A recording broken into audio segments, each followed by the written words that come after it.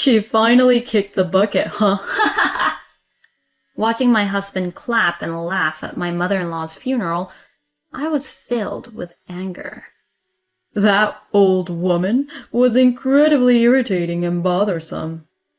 It's such a relief now that she's gone. As her son, I expect to receive a sizable inheritance, but I'm curious about the exact amount in dollars. Money is more important than having a mother like her. Ha ha ha ha. My husband showed no concern for his sick mother while I was caring for her. I was my mother-in-law's caregiver, and she was a very nice person. She taught me many important things. I loved her very much. That is why I could never forgive my husband. As I was shaking with a clenched fist, about to scream, my lawyer put his hand on my shoulder to calm me down.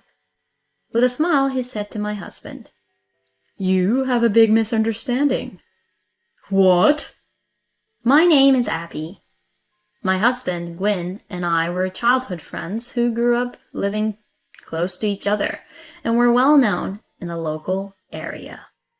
We went to the same school and ended up getting married without even realizing it. I never imagined that you, Abby, would marry my son. But you're such a wonderful person, and you've become like a real daughter to me. I couldn't be happier." Gwyn's mother had always treated me like a real daughter. After we got married, she started coming over to our house with lavish gifts for birthdays and celebrations. She was a career woman who founded and managed a design company. Her designs were highly praised by young people and were even featured in magazines, making her quite famous. "Barbara, thank you so much, but I feel a bit embarrassed when you always give me such expensive things." "Don't say such things. The money should be used for family, so let me spend it lavishly." My mother-in-law said so, and she adored us. However, Gwyn, who was raised by such a person, oddly didn't get along with her. When I asked him about it earlier, Gwyn went on a rant and unloaded all the complaints he had been bottling up until then. "The reason why I dislike my mother? She's so stingy. Even though she gives you presents and good food now, when I was a child I couldn't enjoy such luxuries. It's always no to this and no to that, despite having plenty of money. Even as a college student, I had to work part-time jobs to support myself, despite being the son of a wealthy CEO. Gwyn, looking visibly frustrated, headed to the casino today, just like any other day. He quit his job without consulting me after we got married. He joined my mother-in-law's company but resigned on his own, claiming her education was too harsh.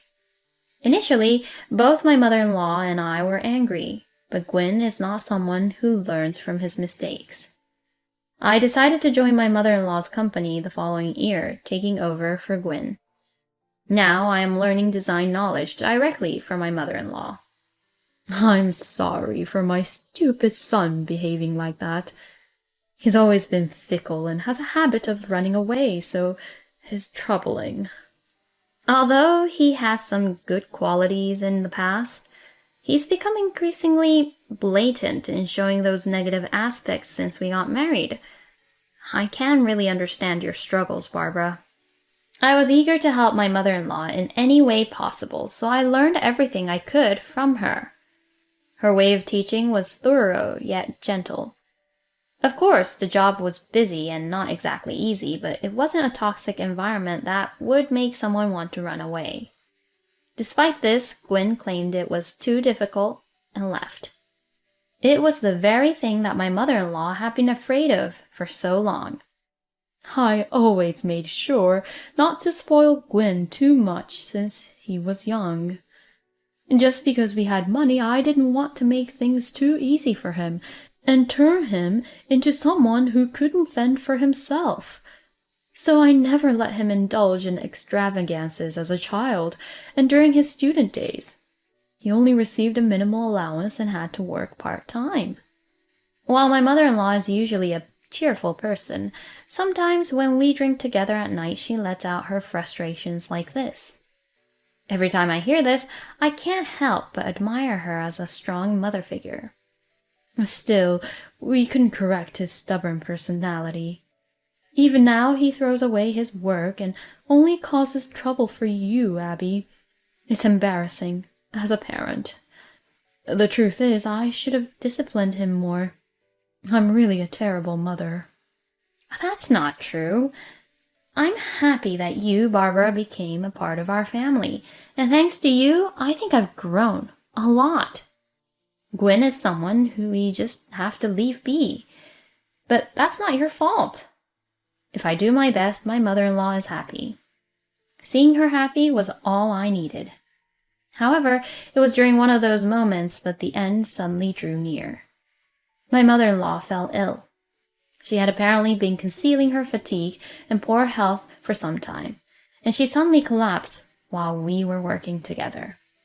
The doctor who examined her at the hospital where she was taken was deeply concerned by the seriousness of her condition. There should have been signs of this happening beforehand. Did someone tell you not to push yourself too hard?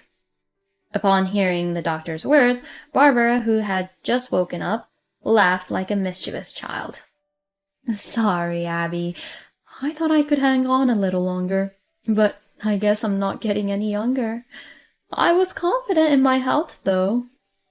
Although she spoke in a cheerful tone, her pale face was betraying the pain she was experiencing.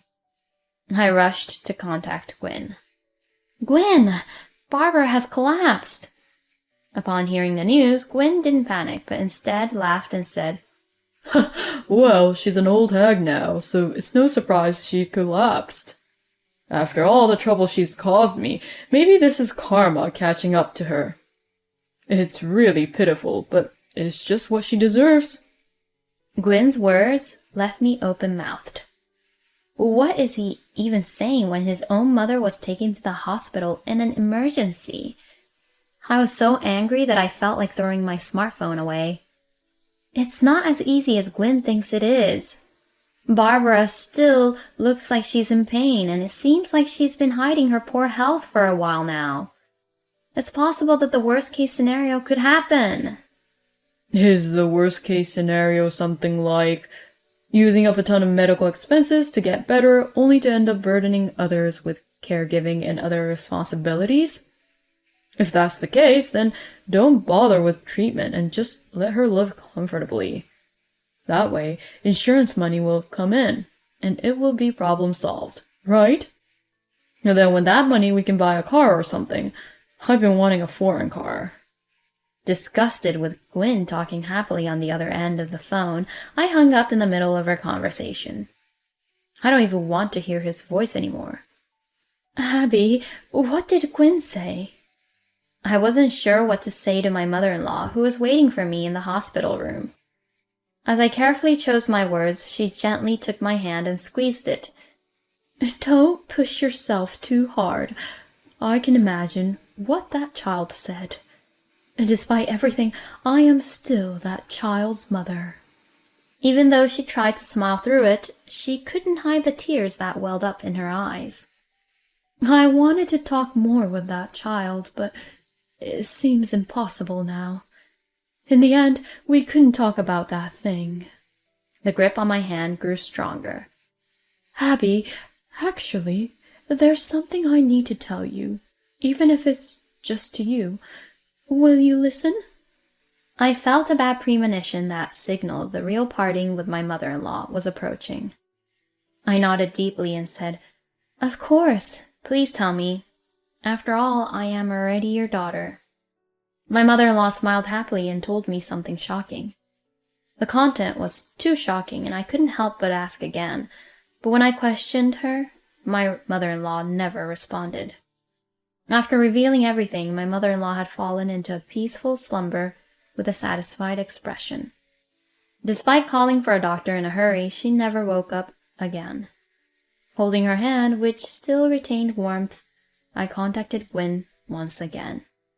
Though he was taken aback by my sobbing state, he seemed to have grasped the situation and let out a relieved sigh. By the looks of it. I guess Mom was already beyond help. I'm relieved. We won't have to be burdened with caregiving now. We need to hurry and withdraw the savings.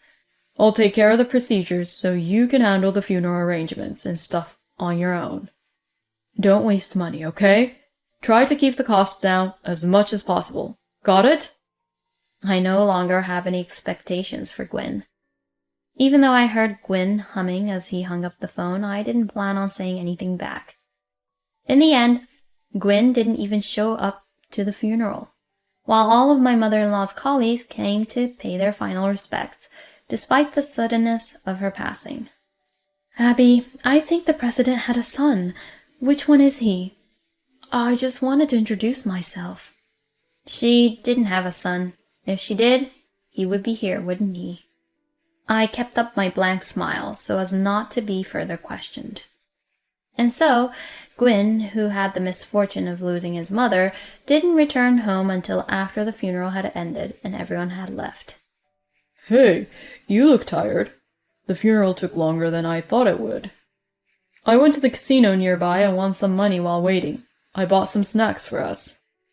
Gwyn dumped the bag of snacks on the table and hurried over to me. So, what happened to the insurance money? Gwyn, I have something important to tell you. I took an envelope containing some documents from the back of the closet without even looking at him. Barbara told me about these papers before she passed away. You need to look at them too. Gwyn took the papers and his eyes widened.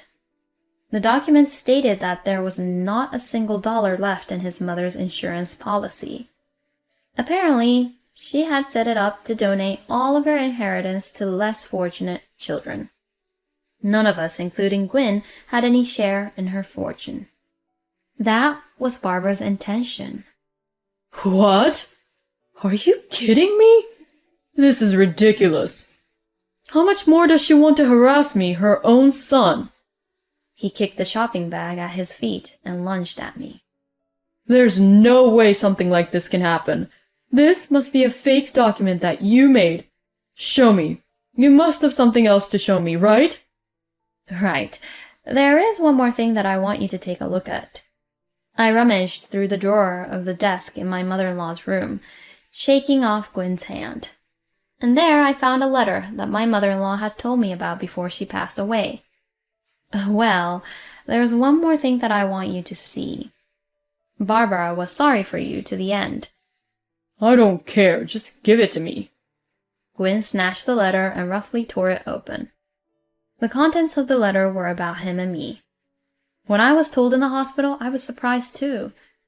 I sat down on the spot. I'm actually related to Barbara, by blood. It was a cruel twist of fate. Originally, my father and Gwyn's mother had fallen in love. While all of this was happening, I was born. However, at that time, my stepmother had just started her own company and had no money, so she was not allowed to marry my father. After much deliberation, she entrusted me to my father's custody and decided to marry someone else. Gwyn, your father, who your mother married at the time, already had children of his own, and one of them was you.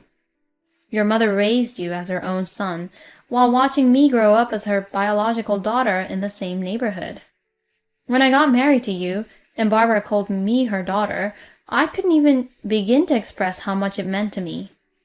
I was happy to be called a daughter by such a wonderful person like Barbara. In contrast, you, Gwyn, always said terrible things about her.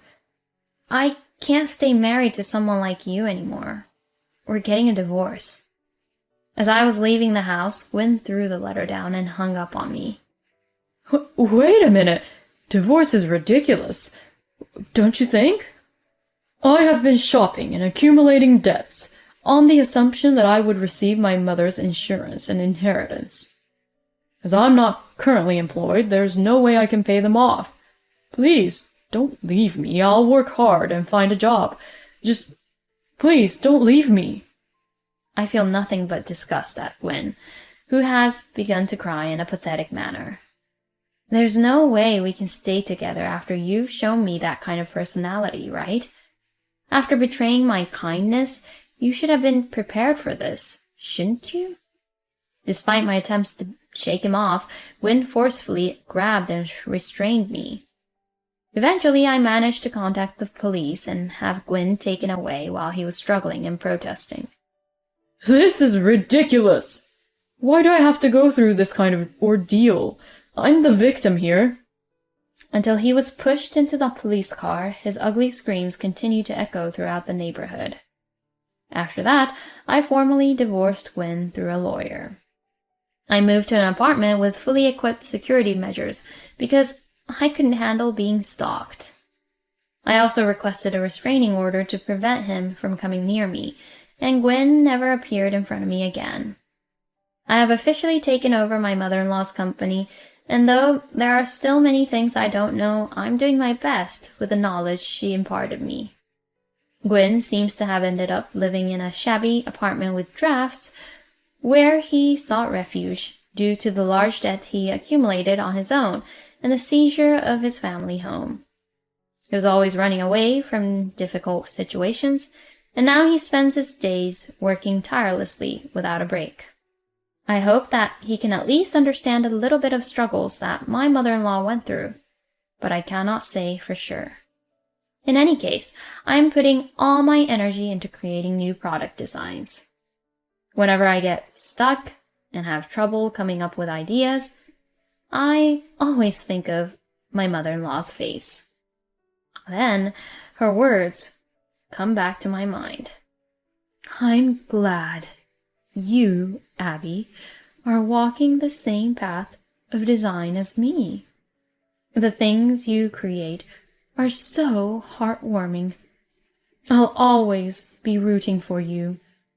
The words of encouragement she always gave me still support me to this day.